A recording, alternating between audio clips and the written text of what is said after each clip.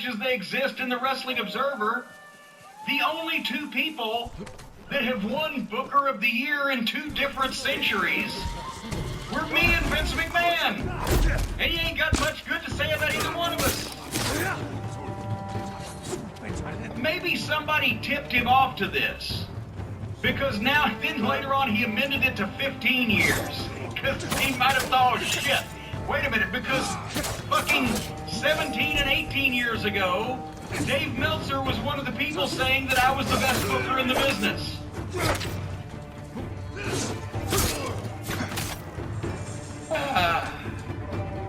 Why does he keep changing the cutoff dates? I don't know why he keeps... Again, I like Dave. I don't know why he keeps, out of nowhere, just constantly tweeting about you.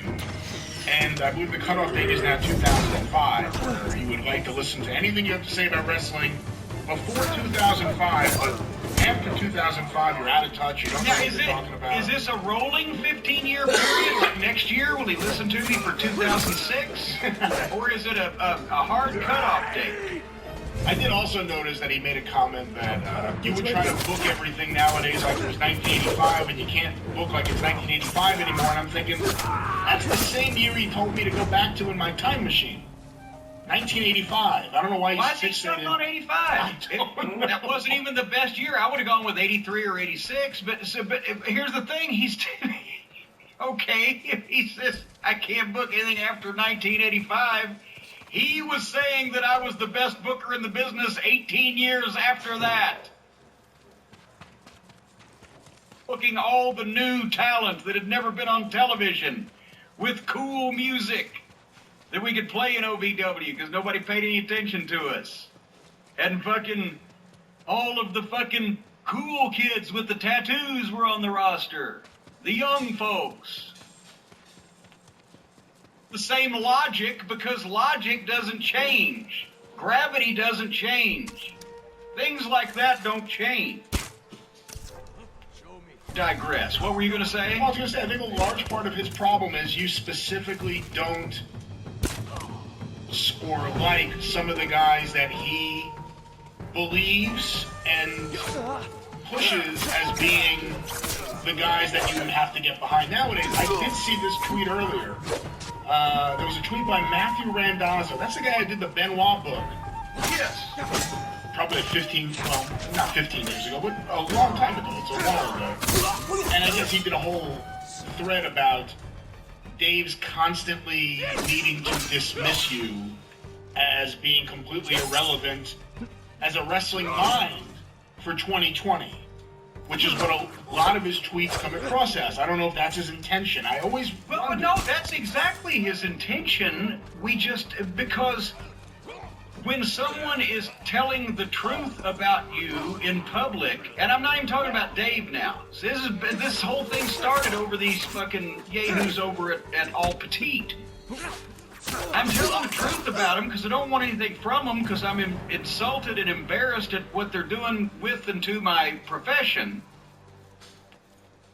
You know, the more I speak about them and the more that I, as Dennis Condrey used to say, strike a nerve, the more Dave comes back at me. When I say shit about him, he doesn't really fucking get hot like what? Standing on the top rope is probably what he always dreamed of. Standing on the top rope, taking in the cheers of the crowd. It may not have gone the way he wanted, but he can always get a painting made to commemorate the moment. That's a good idea. As a matter of fact, that's an excellent idea, because since he's never going to be able to climb those ropes and stand up and do that ever again, he could have a beautiful portrait of it. I'm sure somebody took a picture, and folks, if you've got a picture of a family a member that's gone, of a family get-together where some of the people are no longer with us, or you've got multiple pictures of multiple places, things, or people that you would like to have combined, whatever. You want a custom painting for the holidays if your family isn't going to be all together, for the holidays as gifts, a hand-painted compilation portrait from Paint Your Life is the perfect gift. We've been talking about them for months on the program here. They take photographs of your family members, friends, places you've been, even beloved pets. And they can either make a hand-painted portrait of that, or they can combine different photos, have different people in the photo or in the portrait at the same time. So it's a professional hand-painted portrait created from any picture. You just send any picture of yourself, your kids, your family, special place, the whole 9 yards, or the pictures you want combined. You choose from a team of world-class artists that they've got, and you work with them on the details. And then you get your custom-made, hand-painted portrait. It takes about 3 weeks. It's quick and easy.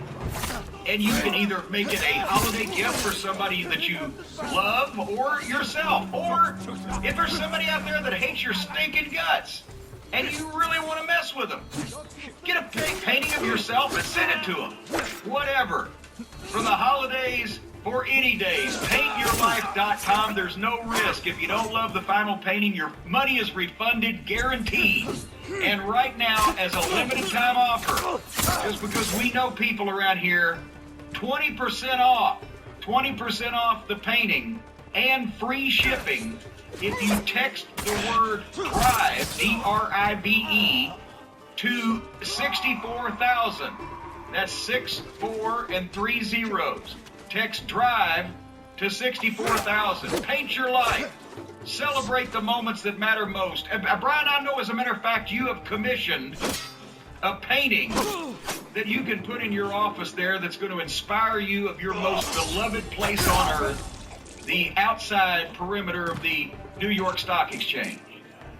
That's not necessarily my happiest place, but yes, it'll be a picture of me and my certificates of Berkshire Hathaway Class A stock. It'll be hanging on the walls right here. I understand that people at Paint Your Life talked to you and you were the first customer that they ever turned down because you were a complete idiot. Some people want them to paint someone else's life. As a matter of fact, that would be an idea.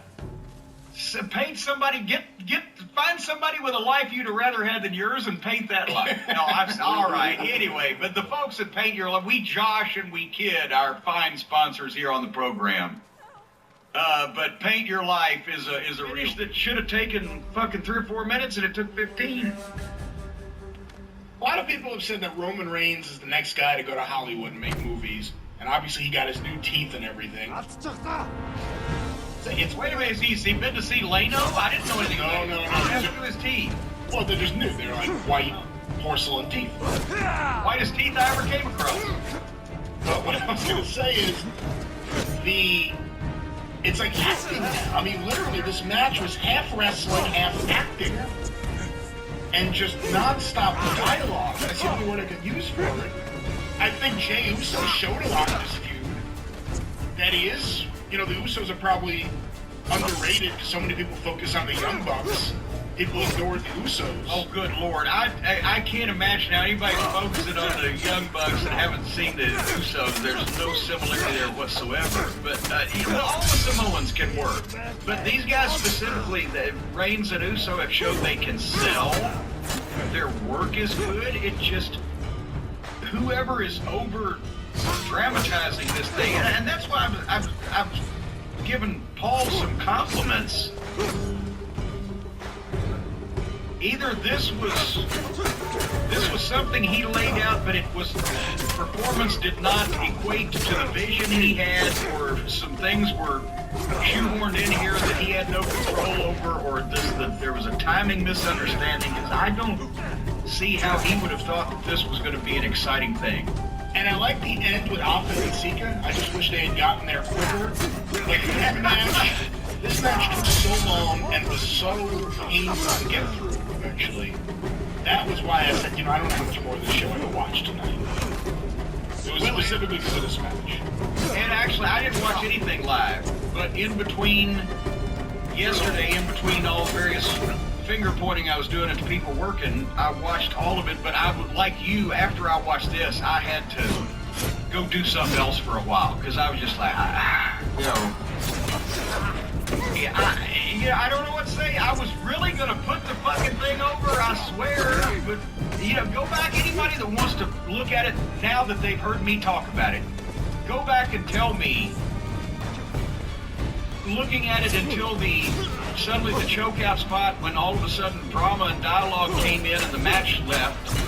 If they had just kicked it up a notch and gone into a finish there, I would have thought the whole thing was great. All right.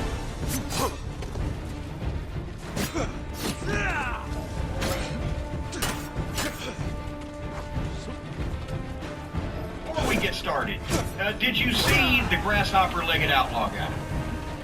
You know, that video just blew up in like a couple of days. Someone posted it in a mothership, and then all of a sudden, like 100 people sent it to me on Twitter, and then other people started posting it all over the place. And I watched it once, and that was the total amount of times I need to watch that. What? Is this old? Is this new? I don't know if the people out there, do we love the people? I don't know if everybody might know about this, but apparently, maybe you have more background. I'll tell you what I know. I see video on the Twitter machine. And obviously, I think it was pretty much a do-it-yourself hand-built ring in somebody's backyard. There's a referee in the ring. There's 3 or 4 people on the other side of the ring. I don't know if there was actually a crowd there or if this was just folks having fun in the backyard. A guy is